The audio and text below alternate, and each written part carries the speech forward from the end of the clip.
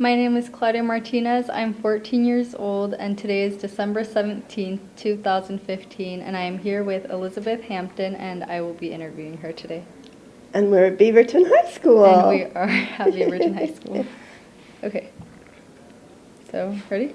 Mm-hmm. Okay. Tell me about your childhood. I had a wonderful, wonderful childhood. My father's parents lived next door. My mother's mother and grandmother lived with us. I grew up in a household where we spoke Dutch and Spanish and German and then Greek and Hebrew. And it was just, life was really full. And then all my parents were both ministers. And my mother's father was Methodist Episcopal Bishop of Central and South America. So I grew up in a home where it was just, all languages, all nationalities, and it just was a wonderful experience to be able to start life that way. Who were your friends growing up? One of my friends growing up was Bonnie Anderson. We were 2 and 4 years old. We went to grade school together, and then we came here to Beaverton together. And now we're on Golden Grads, and we were neighbors for a while, and they've just, she and her husband just moved. But she was my best friend all forever and ever and ever. So that was really fun. She was in my brother's class, 2 years younger. But all these years we've been friends. And we've sung together. We still have lunch together. So that's really been fun. That's nice. Thank you for sharing that. What were your hobbies as a child? Music. My mother played, my grandmother played. Everybody sang in our family when we'd get together at Christmas or family reunions. Why, we always sang. And so I started playing the piano when I was 3 years old. And so I would go to church and hear the hymns and then come home and they'd just tell me what note it would start on. And then I would say, I learned how to play. And then at Beaverton High School, I played for the mixed chorus, for the freshman girls, for the freshman boys, for the a cappella choir. And then I was in Beavertones, which then was a singing group that was selected. I played in the band and I played in the orchestra. So music has always been a huge part of my life. What do you like about the music? I think the fact that you can play it, it doesn't matter what language you're speaking. It still is universal. And it can give so much to so many people. And it can comfort them, if they're hurting, or if you want to celebrate something, or like in the assembly why we had the fight song, which it's the new one. I only know the old one, but that's okay. So it brings people together. Yeah. Okay. What were your parents like? Having parents who were ministers, our home was just so full of love. And it's several generations. The Hampton part goes back to the 1600s in England, and 3 brothers came over as missionaries to the United States way back in the 1600s. So they just were kind and loving and sharing. My mother taught at Jewish Middleman Center because she could read and write and speak Hebrew as well as the rabbis could. So I had, they just were always supportive. They told me I could do anything I wanted to do. That's amazing. Okay. So you graduated from Beaverton High School in 1961. Is it 1960. 1960, sorry about that. Is Beaverton right now a lot different than it was when you came here? The building is just totally different as far as the atmosphere and the students. We found that everybody cares here, and they're not rude. Nobody's been rude to me anytime I've been here. And I think that was way back then. We were born during the Second World War, and then came Korea. And so we grew up at a time when everybody, even if they didn't like war, a lot of people didn't like war, we loved the United States and what the freedoms we had. So I think that influenced us a lot when we were in school, even though a lot of classmates, well, a few left the country, but it was just the people. I've noticed the students are just as caring as they were then. And I know, I don't remember bullying back then. I know it's prevalent now, but I'm really pleased with the students that are here. Yeah, it's a pretty nice school. Okay, now I'm going to move on to the topic of your volunteering. So when did Okay. you first get involved with volunteering? Oh, probably, I don't even remember, when I was young, because being in a minister's family, we were always, caring for people, or we'd take them clothes, or we'd take them food. And then I played for a lot of people, Now I go play at a nursing home every Monday, and so I enjoy that. But I can't remember a time when, as our family, we didn't, share and find things to do and help people. So it just kind of has continued and developed through the years. So it's always been like a family thing to just Uh-huh. give back. Mm-hmm. Okay. Did your friends and family influence you a lot as far as volunteering goes? Oh, I think so. Because I just grew up, that way.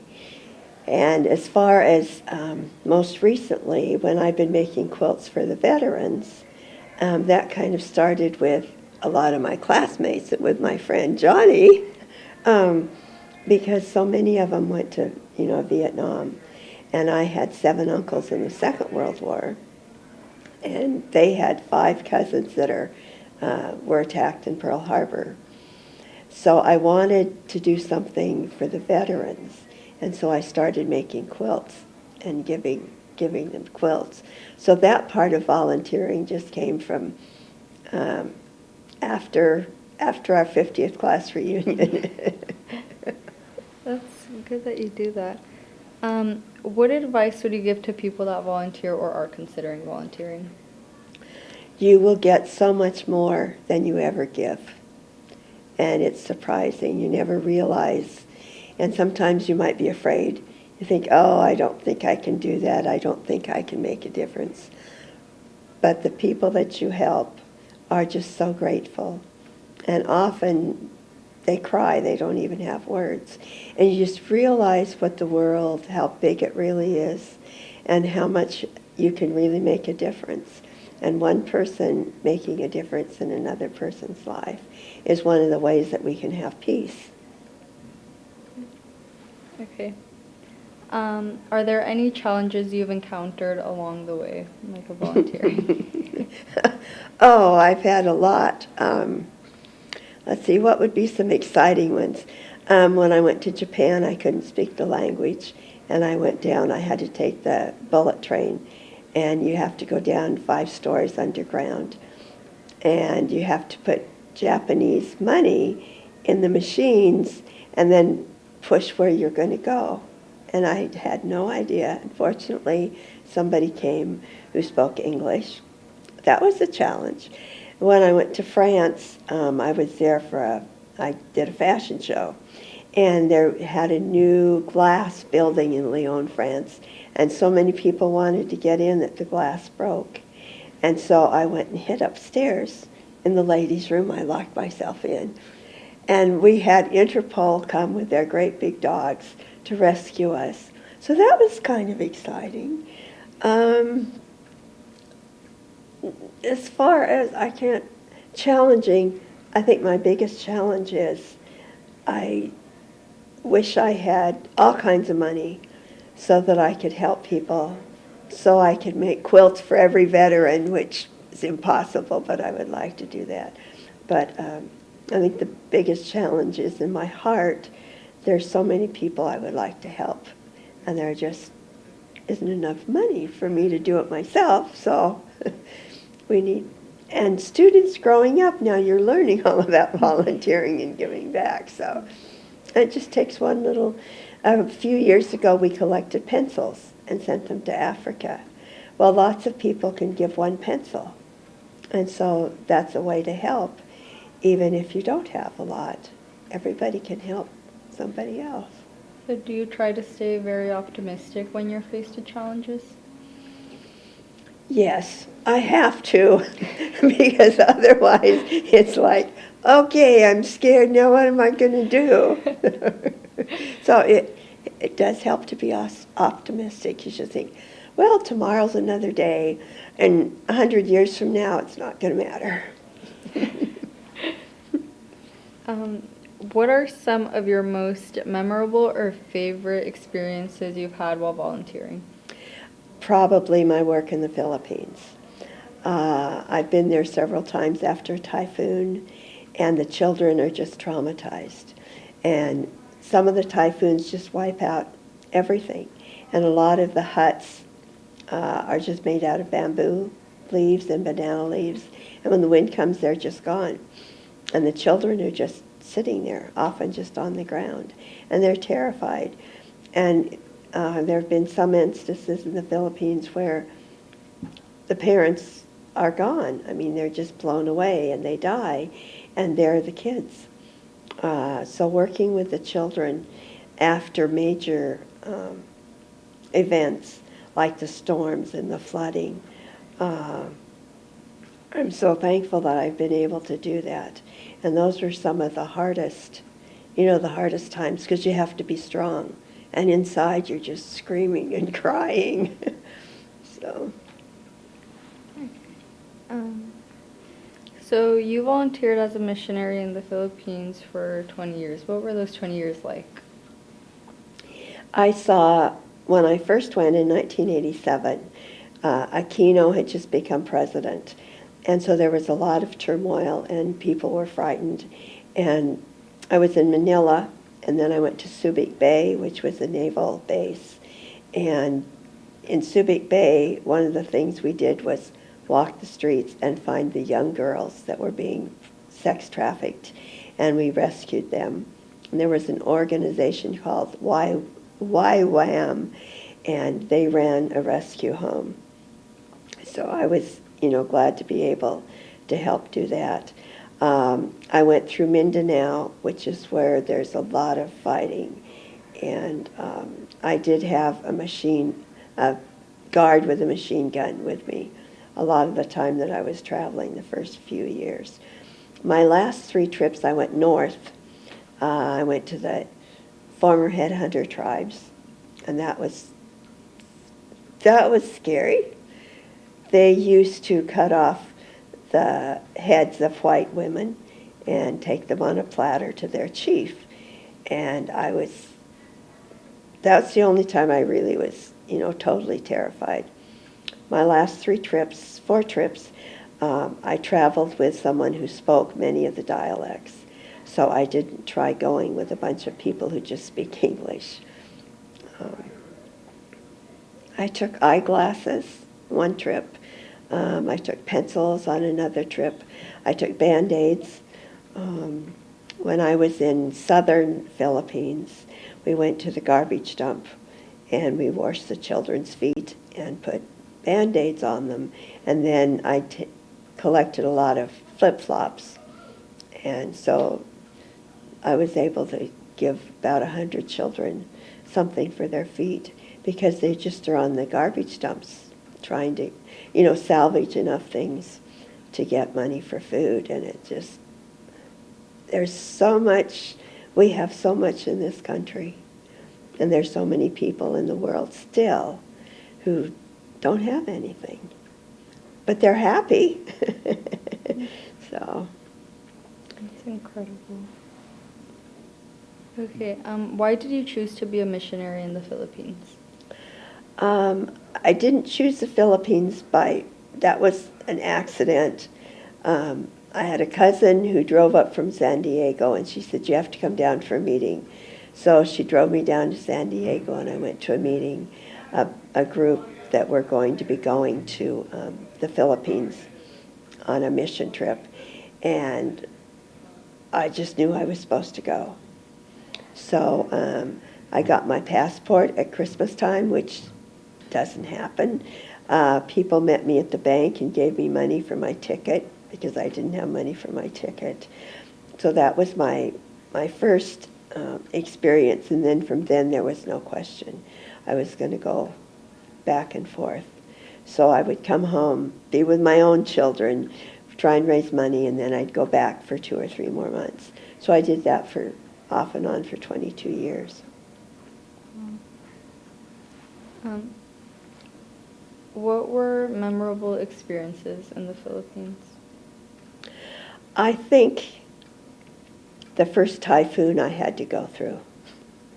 And we had driven up to northern Luzon, and you go through Mexico and California. The names of these cities are, pretty strange. And we were way up north, and so they had shut all the schools. But the people I were with, the Filipinos, they said, oh no, it's going to be fine. So when we started to come back, the wind was blowing. The rain was the windshield wipers didn't work. The driver had to hang his head out the window, and then the road was gone. It was just all totally gone. So there was a cement truck. They have the dry cement, a lot of it there. So it was in front of us, and so it went out through a field, so we followed it through the field. And then we finally got back to Mabanenben, which was where we were going to be. And I said, okay, Lord, now I've been through typhoon, I don't need to go through another one. And the mission house has windows that, open, and so they open them whenever there's a storm, so that the wind just goes right through the house instead of blowing the house apart. And so I was sitting there, and all of a sudden this wind just started blowing, and the water was rising, and it was beginning to flood. I said, okay, all right, that's enough. You can do whatever you want, God. But I really there were lots of wonderful, experiences. And there were just a few times when I was really frightened. But I always seemed to have somebody come along beside me that could help me. And shortly after high school, there were 28 of my family were on the mission field. And Dick Bauer, who was a biology teacher here at Beaverton, was my cousin. And he and his family went to Sudan, and they were there 30 years. So that was pretty exciting to think that a teacher from here actually went and taught for 30 years in Sudan. So Beaverton's has an amazing history of people and their accomplishments. So. Wow. That left me speechless. Okay, were there any valuable lessons you learned while you were at the Philippines? I think the main one was that people need to help each other. And in the Philippines, they do that. They will even, they brought me grass one day, which I learned to eat. We had chickens, and so we scrambled an egg and put the grass with it, because if somebody brings you something, you need to, acknowledge it. And when they don't have anything, they still find something to give. I think that was one of the biggest lessons, and how they love each other, and if we can learn to love each other for who we are as people, it's going to make a huge difference in the whole world. How do you think volunteering impacts yourself and those around you? I'm hoping that I make a difference. And if it's just one person or one child, then it was all worth it. And so sometimes we have no idea until years later that perhaps we've touched somebody's life. I had taught 3rd and 4th grade at Hebo on the Oregon coast, and I was in a store, and this young man came running up to me, Dr. Gray, Dr. Gray, Dr. Gray, and threw his arms around me and said, thank you for teaching me. And I had, you have no idea until sometimes years later, the people that you've touched. So just volunteer, just do it. Just, find some little thing to do. And you may not know right away what a difference it makes. But after you begin to look at your life and some of the things that you've done, and you realize, oh, I really have made a difference. You can impact somebody, and you're going to do it, I can tell. It's going to happen. Thank you. Okay. Of your accomplishments, which are you most proud of? Right now, helping my granddaughter. She had she's a chosen child. She was adopted, and she's had some struggles. And being able to help her, as well as, my own children, but being able to help her has made a difference. And I think my music has made a difference. And I was able to have a foster daughter in the Philippines, and she just had a little baby girl. So I put her, from the time she was 5, we were able to rescue. We found some girls who were being sex trafficked. We were able to rescue them, and we taught them how to sew and how to make skirts. And then she was able to go to college, and now she's married and has a family. So it's been a whole, lifelong kind of thing. So you just never know what's going to happen from one little incident. Wow, you're like blowing my mind. Okay. Why do you think it's important to be involved? If everybody just lives in their own little world, their own tiny little space, what happens when you need help? There would be nobody to help. And technology is wonderful, but so often, even here, you'll be sitting in a room and everybody's doing their little thing. And it's good to be able to have contact. And one advantage, of course, is you can talk to anybody all over the world with our little devices. But there's not enough. People seem to think they need their space, and they can't talk face-to-face like we're talking face-to-face. And a lot of kids, young people, can't do that. They'll be sitting beside each other at lunch, texting each other. And I'm thinking, no, you have to learn to talk to each other face-to-face. Yeah, that's going on a lot. And how do you want people to remember you? Oh, and I've thought about that. I hope they remember that I love people and I love children, and I just want people to be happy. And of course, I would like to be remembered as a peacemaker and someone who cares about veterans, because they've given so much. They've given their lives, and they've given, some of them, their whole career. And I guess I just want to be remembered as someone who loved people. Well, that's it for the questions. So, Okay. thank you so much for being here. Oh, I'm happy to do it, and I'm happy to help you. Thank you. And I appreciate all that you're doing. Students don't always care about what life has been like. And I think it's been wonderful now here at Beaverton that so many of you are actually finding out about what life with older people is like. So thank you, Claudia. Thank you for coming. Okay, my pleasure.